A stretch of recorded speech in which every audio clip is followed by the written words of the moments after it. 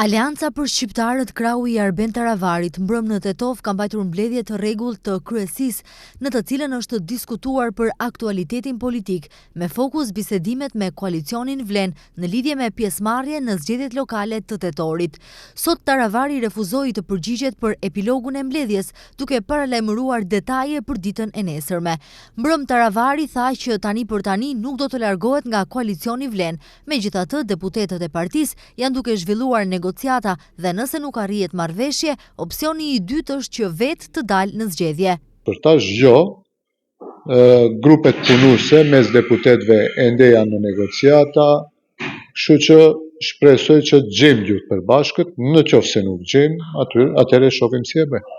I pyetur për informatat që qarkullojnë nëpër media dhe kuluaret partijake për mundësinë e bashkëpunimit me BDI-n në zgjedhjet lokale, Taravari nuk mohon kategorikisht, por thotë se duhet të shihet disponimi i antarësisë. Mendoj se Aleanca për shqiptarët, në qoftë se s'del me Vlenin, opsion të dytë e ka të del vetë zgjedhje.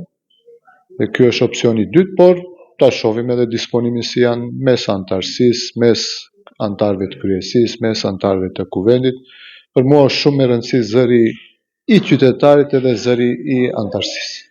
Për më 6 prill është paralajmëruar se do të mbahet kuvendi i ASH-s dhe sipas të gjitha gjasave duhet të merret vendimi final nëse do të garojë në zgjedhjet lokale vetëm apo me koalicionin. Ditë më parë intervista e Taravarit shkaktoi reagime të shumta, ku deklaroi se shihet prej 100 kilometrash që koalicioni Vlen nuk funksionon.